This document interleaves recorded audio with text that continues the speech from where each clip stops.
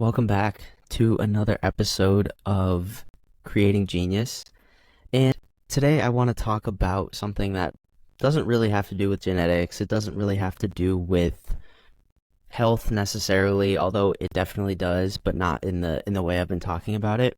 And that is integrating information after you've had a breakthrough. I don't really want to preach about oh, these are the things that you should do when something like this happens.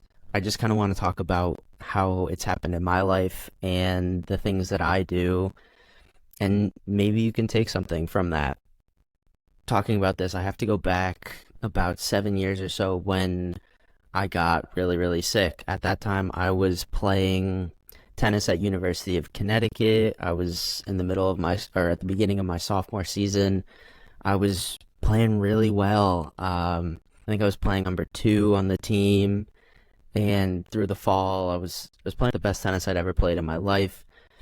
At that time, I contracted Lyme disease, and I had moved into this house that was off campus that ended up being really moldy, and I found out that I had some genetic disorder that made me really, really susceptible to mold. So, I was having all sorts of brain issues and all sorts of fatigue, and not fun. It ended with me having to leave school in, I think it was October of 2017. And from that, this is now my new reality. I'm really sick. I'm so tired. I'm kind of delirious and delusional.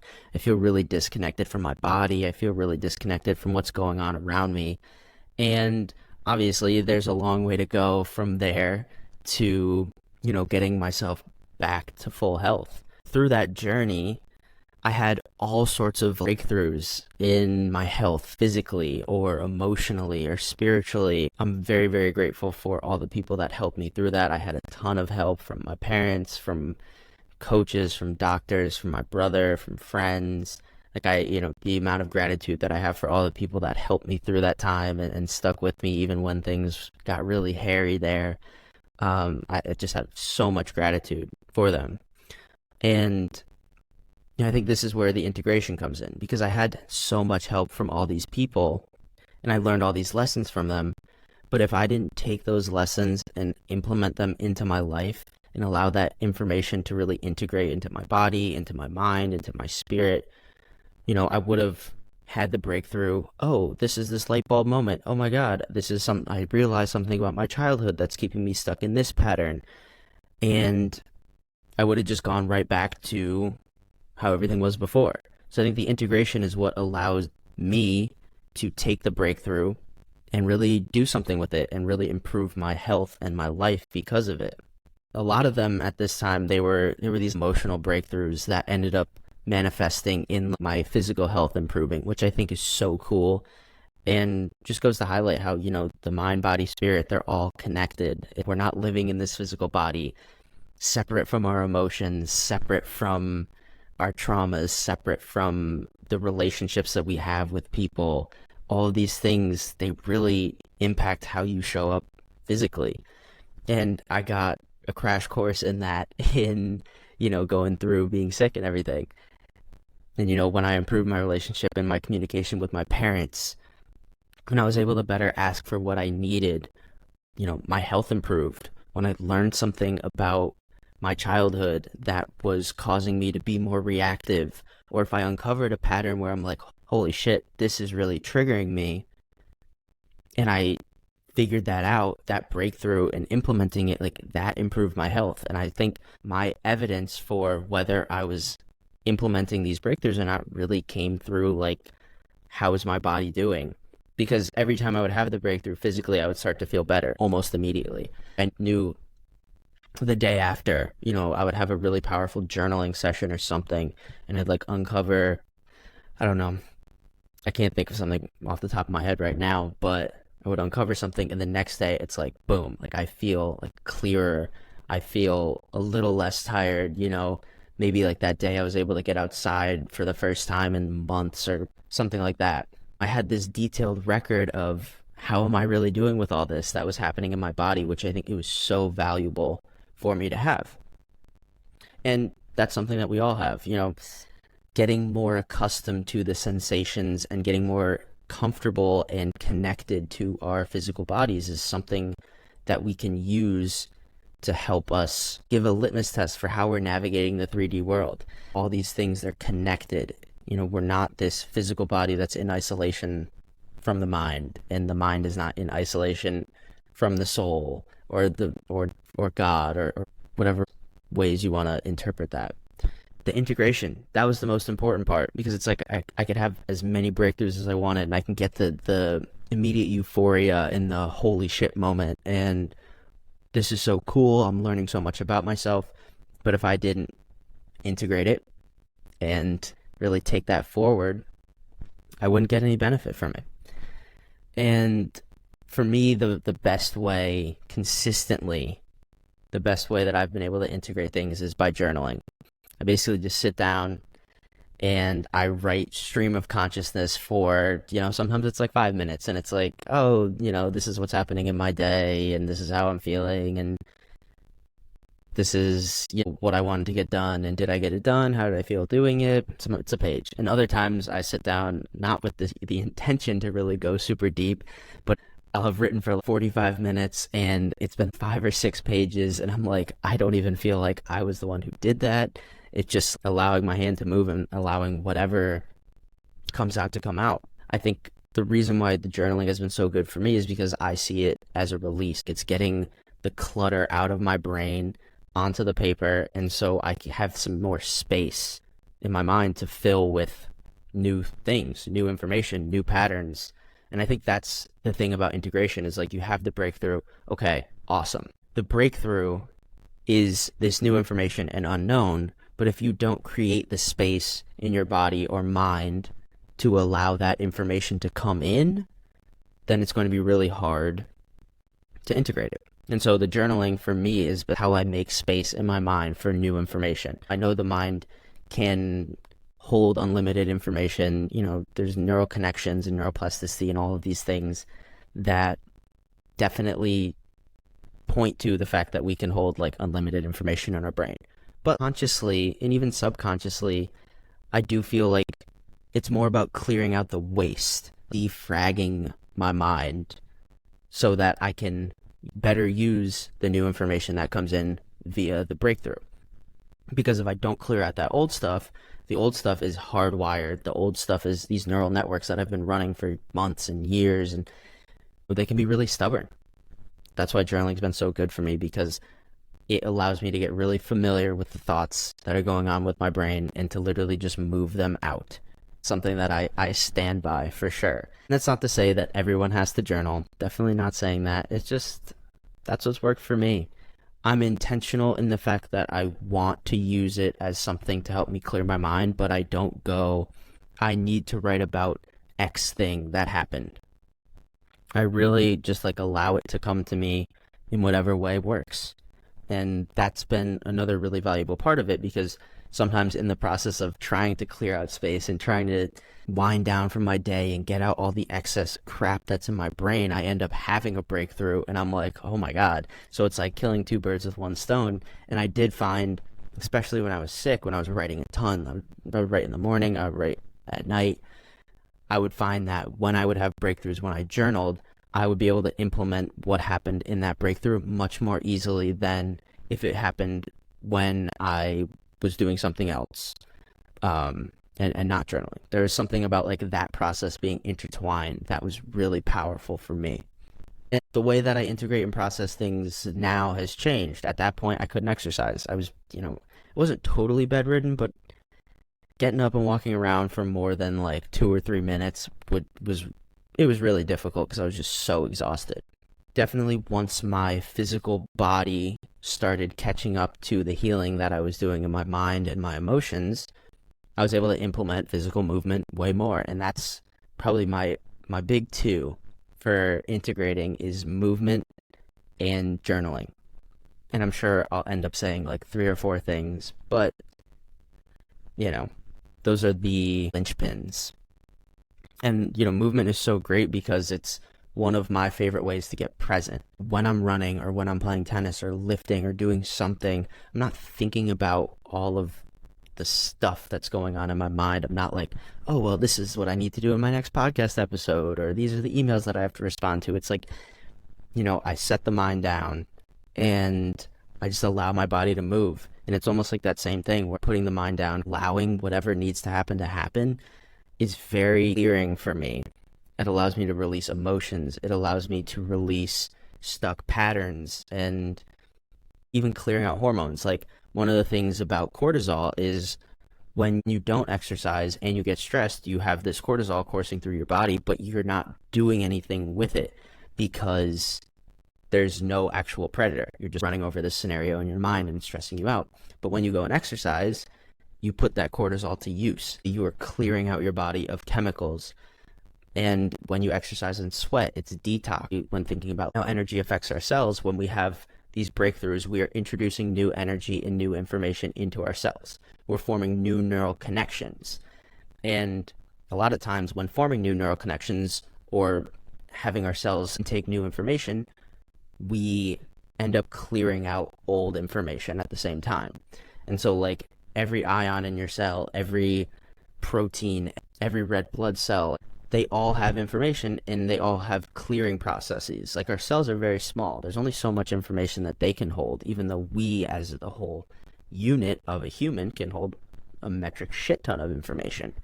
When we take in new information, there's something that happens where we have to clear out old stuff, and, sweating and moving helps so much with that.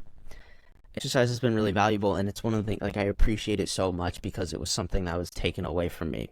I couldn't use that as an outlet when I was sick, basically for 3 years. Like, I couldn't really do anything. I could go after maybe, I don't know, we'll say 18 months, I could do some 10-minute walks here and there. But, even that, like, it was such a delicate balance where if I overdid it, I would be in bed for, like, there was one time I remember I played tennis. It's the first time I played tennis really hard, and I was kind of like, I feel okay, I should stop now. And, my buddies who I was out with, and not to blame them at all, because, it's weird when you have chronic illness because you look healthy and, everything seems fine, but, like, you're not. And there are things going on in the body that, like, I looked fine. I look kind of like I did now. I think the hair was a little shorter, but I look pretty similar to how I did now, and I could still like walk around and move around. And at that point, I was starting to play tennis again, and so they were like, "Oh, just stay a little longer. It's no big deal. You're fine." And I was like, "Yeah, I'm fine. I can do it." And I did okay at the end, but for me, what would happen is if I would overdo it, I would be fine in the moment, and then on the back end, that's when I would just get smacked. So that next day, I woke up, and it was like my brain and body had no energy. It felt like I was just like enveloped in this dark cloud, and I was so foggy, and I was so dissociated. I was like, I have no idea what's going on. And when I started exercising again, like, that was the risk I ran. So, again, it just makes me appreciate being able to really exercise and do all the things that I do now even more. But, sorry for that tangent. Yeah, all these forms of exercise. It is, to me, I see that as a form of creation, because you are, expressing yourself in different ways than at your resting state. And so I'm taking that as creation. And, it's funny thinking about it now, like, dance is a really, really important part of movement, especially like when, thinking about integration. I know, like, when I'm really, really happy, I just want to dance. I just want to, like, mess around and just move my body in like weird, funky ways and not really care about it. I find that sometimes just like kind of getting moving and like doing, whatever, it just loosens up energy. It loosens up muscles. We sit, like, I sit a lot during the day, even though I don't want to. It's like when I'm podcasting. I guess I could podcast standing up. Thinking about that now, but as up till these episodes, I've done it sitting down, and when I'm meeting with clients and doing work, I sit. And sometimes just getting up and dancing, it's just like this best release, and it just moves energy, and it feels really good. That's another thing I use to help me integrate. As weird as it sounds, it's all about moving and creating space in your physical body for this new information to come. Because again, if your cells can't hold this information, the breakthrough that you just had, it's not going to stick. And when you exercise, when you detox, when you sweat, you're changing your environment. That is 100% what's happening. You are releasing different chemicals. You are sending different signals to your body. So from resting state to exercise is a change in the environment. And a lot of times, the best ways that we integrate new information is by changing the environment to allow that information to come in. And that's what we're doing with exercise. I was listening to some sort of podcast. I don't remember exactly what it was, but they were saying Vietnam War vets who had tried heroin, their recovery statistics for when they came back to the States versus people who weren't in the war and who were got addicted to heroin here. And so if they weren't in the war, the probability that they were going to relapse, even if they went to treatment, was 90%. But for vets, when they came back, even though they've been exposed to heroin over there, when they came back, it was only a 10% relapse. So I think there's something to the environment changing, where it's like this person who gets addicted to heroin here, they go into treatment, they change the environment, and that allows them to change their patterns and change their behaviors, but then they go right back to the same environment when they're done. And those same behaviors come back up because they're back in a familiar environment. And because it's familiar, those old familiar patterns start to pop up again. That's the whole thing with integration, is getting so solid in the new patterns that the old ones don't pop up again, and making sure that that those things don't affect you in the same way. So I think that's part of why exercising and journaling, like, these are things that you're doing to change your environment every time you do it. You're getting information out of your brain and onto the paper when you journal. And when you exercise, you secrete hormones, you send signals, you put your body in different unfamiliar positions, and it's just super valuable. And what are the other things that I found really valuable? Gratitude. I know I hear gratitude like all the time. Oh, you should have a gratitude practice. It's so good for your health. It's so good for everything. And like, the thing is, it is like, there's no way for me in the experience that I've had in my life to sit here and say that gratitude is like overrated or anything. But I think it's what's been really important for me is like actually feeling grateful for what I'm saying I'm grateful for. Because there was a time when I started, and I remember I was like, I'm so grateful for these things. I was trying to convince myself that I was grateful for the experience that I had when I was sick, while I was having it, and while I was in bed, and while I was really not having a good time. And I just kept writing. I was like, I'm so grateful, I'm so grateful, I'm so grateful. And I, like, deep down, I just didn't believe it. I'm not going to sit here and lie and say, like, during that whole experience that I was really grateful for what was happening. Obviously, now I'm eternally grateful for that experience, because it's helped get me to where I am now. And the lessons that I've learned are so invaluable. Like, if you're going to write something down that you're grateful for, or, not you, me, when I do it, if I write down what I'm grateful for, I don't bullshit myself. I don't try to force myself to be grateful for something that I'm not. I write down what I'm grateful for, if that's the way that I'm doing my gratitude practice. Now it's kind of evolved to where I bring up the feeling of gratitude and what it feels like in my heart or in my chest, in my brain, in my body. And I try to feel that during my meditations. And then I do some writing about it and mention a few things that I'm grateful for every day. But the important thing for me is not bullshitting that gratitude, because your body knows, like, when you're trying to force yourself to do something or be something that you're not. And that goes back to authenticity, where if I'm going to express this gratitude, I'm going to use my fifth center, I'm going to speak it, or I'm going to write it using my arms, also fifth center. Like, that's all about truth and authenticity. And my body knows how I'm feeling about these things. It's the record of that. Me as the mind, I can do or say whatever I want. But my body and your heart, especially, like, your heart knows. And That's why I'm always, when I do gratitude, I'm like, am I really, really grateful for this? Yes, boom. I'm going to write it down, or I'm going to say it, or whatever. No, let it go. Simple as that. There's no other way for me to do it. And, you know, again, I'm not going to tell anyone how to do their gratitude practice. If kind of faking it till you make it works for you, by all means, like, being grateful much more important than not being grateful and feeling gratitude. Like, feeling gratitude is the most important thing about this. And so however way that it works for you, amazing. And more recently, getting beyond gratitude, it's meditations are so helpful. I do Dr. Joe Dispenza's meditations, and sometimes they can be like an hour and a half. I'm just here sitting with myself, letting all this discomfort and bringing up the feelings that I want to feel, and practicing being the person that I want to be during my meditation so that I can do it during my day. There's certain stuff that we do to align the energy centers.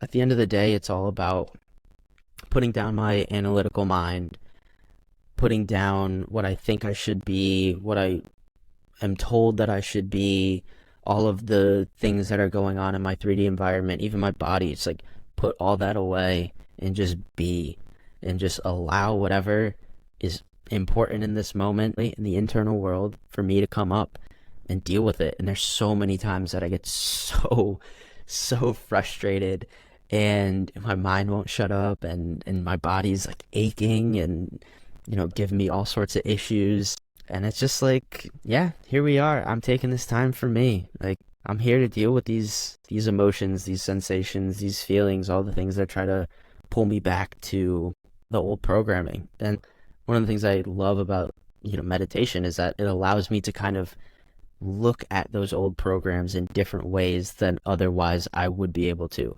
Because sometimes during the day I get caught up in acting out the old patterns, and an hour's gone by and I'm like, damn, I was just acting in unconscious ways. I was letting my body run the show, as opposed to me as the mind kind of being in control of everything.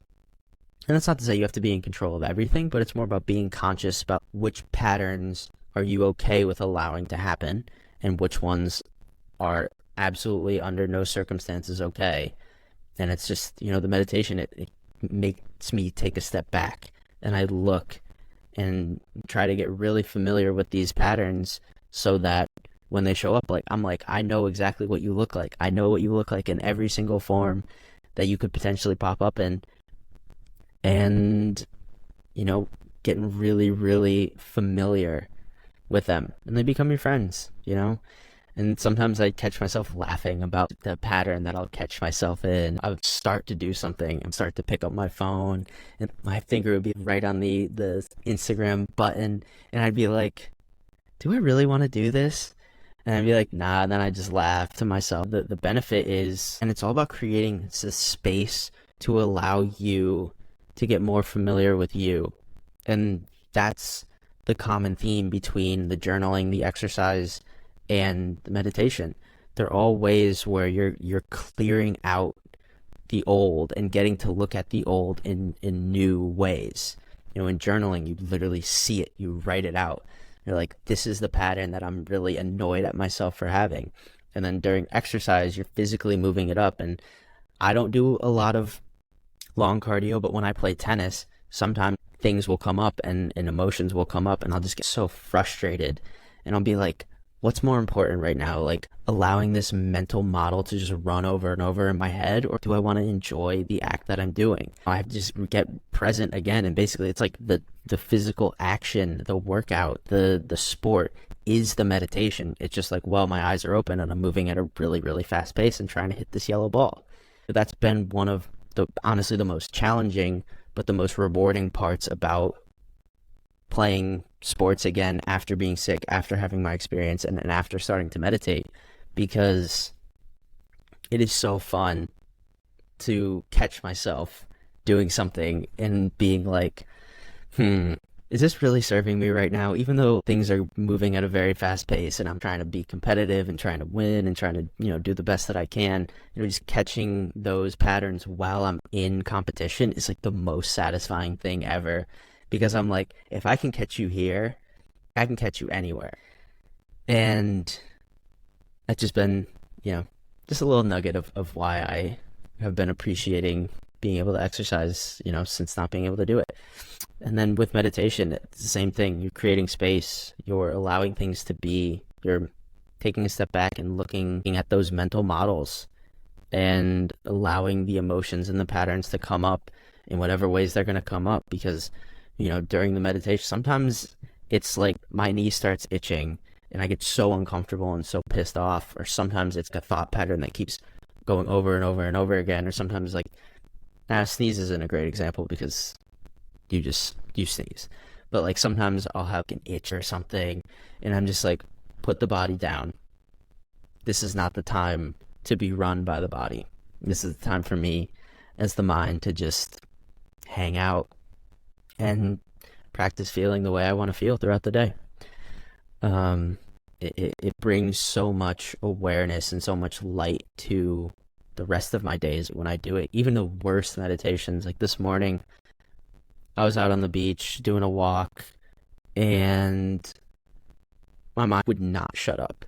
So the way the walking meditation works is do some standing part of the meditation, then you like walk for 10 minutes, then you stand again, then you walk again, then you stand, and then you lay down. And that does sound like a lot, and it is kind of a lot, but I love it.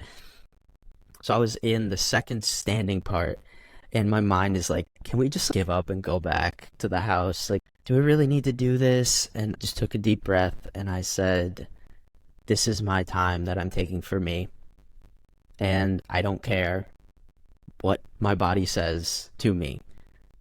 These slight discomforts are not going to be enough to get me to abandon me in this moment. And that was really powerful. And after those moments, the meditation gets so much better every time. That's a breakthrough. That's a mini breakthrough. That's me confronting an old pattern and being like, I'm not going to let you run this show again. And it's super valuable. I think the beautiful thing about these breakthroughs is if you're really paying attention to them, I know for me, when I really pay attention to them, I'll have 5 a day. I'll be like, these are 5 really cool wins. They're the tiny little things, just like standing in my meditation and my body really wanted to stop doing it. And I was like, fuck that, I'm doing it. Another little one is sometimes after a meal, I'll want an extra piece of fruit. And then, I'll catch myself and be like, do I really need that? No. Sometimes, yeah, but sometimes no. And at least catching myself and asking the question before just unconsciously doing it, that's the win in itself. Sometimes I am more hungry than other times. Sometimes I do want that extra piece of fruit and need it, and that's fantastic. But sometimes I don't. That's all integration, really, because that's when the breakthroughs happened. I think the initial recognition of the pattern has happened, but the old pattern is going to try to come back up again. And every time I become more aware of it, I get better at not letting it run the show. And then at a certain point, I don't even think about it. And that's when you're quote unquote fully integrated. And one of the things I love about integration is that you can really apply it to anywhere and everywhere. When I was thinking about doing this episode, I was thinking, great example of integration is taking tests, because you learn the information in class, but you have to do things to integrate that information into your body, into your mind, to allow you to perform well on the test. Your life is this big test, and you learn lessons in your life, and you're like, do I want to hold on to this lesson? Was this awesome? Yeah. And then you have to, you study. Like every day it's like I'm studying, but it doesn't feel like studying because it's these weird little things that happen in my life and I pick up on patterns and whatnot. It's one of the beautiful things about integration.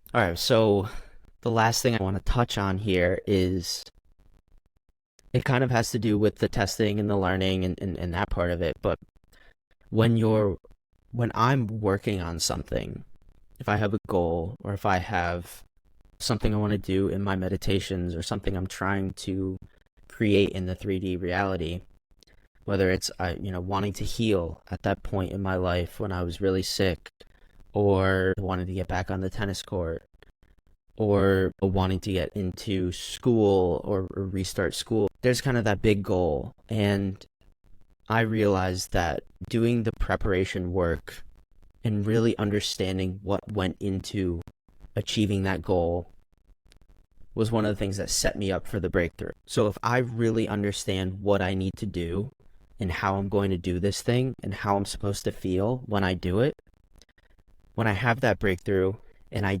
do the journaling and I do the exercise and I meditate and I'm grateful, I create the space for the information that I already knew but wasn't acting on to come in, and then I can use it.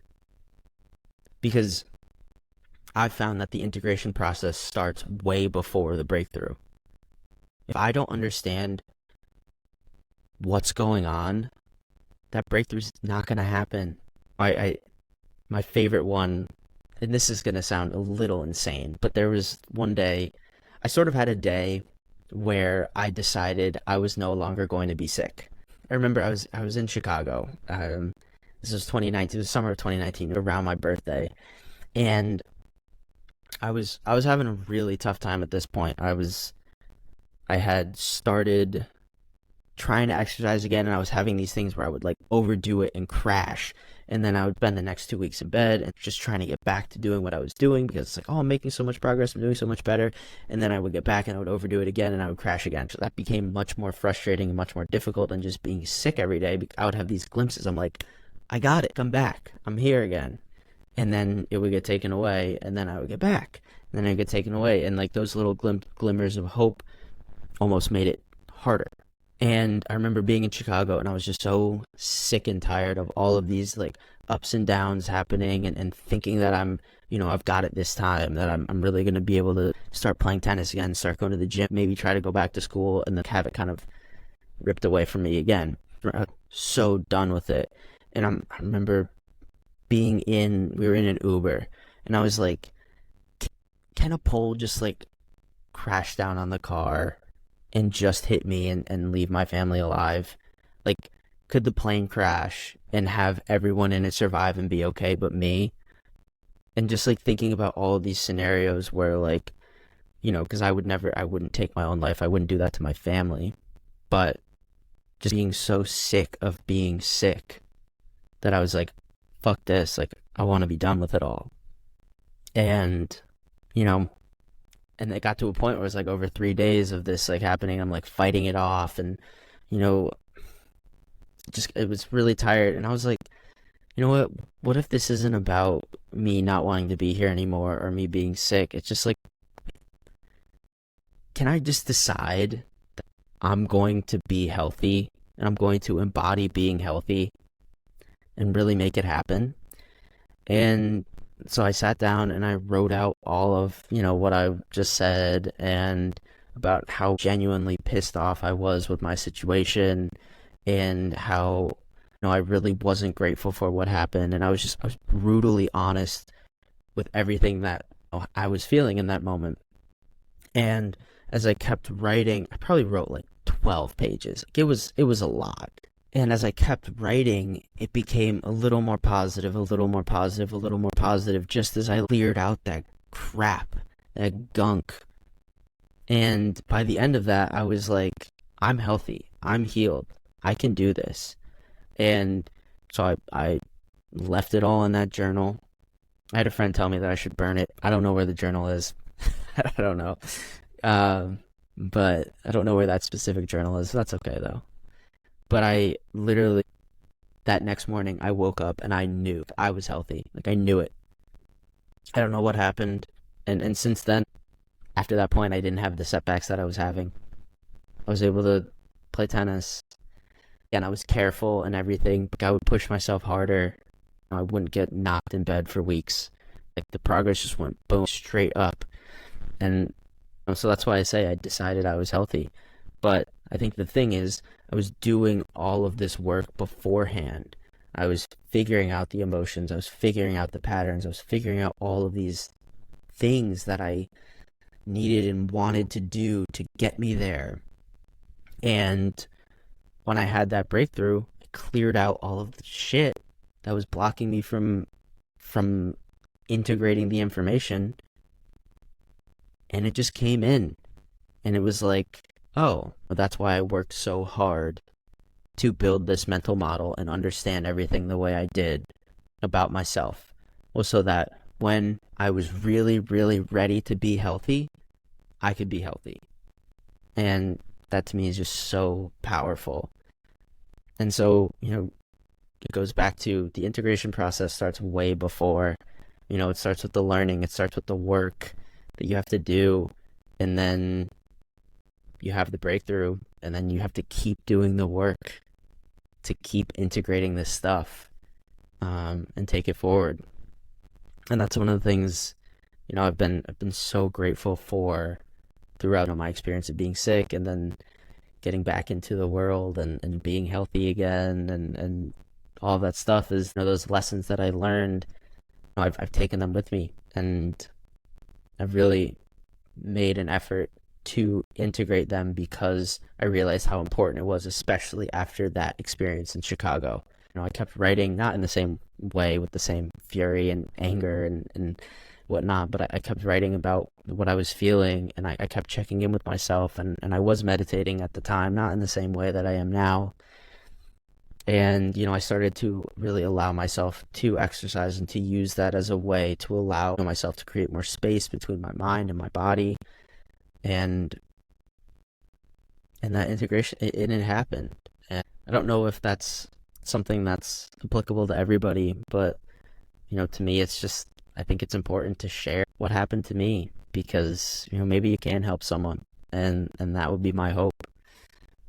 I want to take this sort of last part of the episode and talk about kind of a new business that I want to start going forward, and that is really based around the integration and breakthroughs that we all have. Well, I'm going to call it integration coaching, but it's really about laying the foundation and creating the habits to allow you to take the breakthroughs that you have in your life and really do something with them, because that's one of the skills that I've developed over the past 7 years and through my experience being sick was, figuring out how to integrate all the stuff that came in and use it and not go backwards.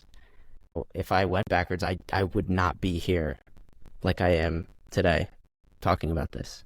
And so it's something that I'm really, really passionate about, and I want to help people with. And so if you find that interesting, you can shoot me a DM on Instagram. You can, I think my email's in my bio, I don't know.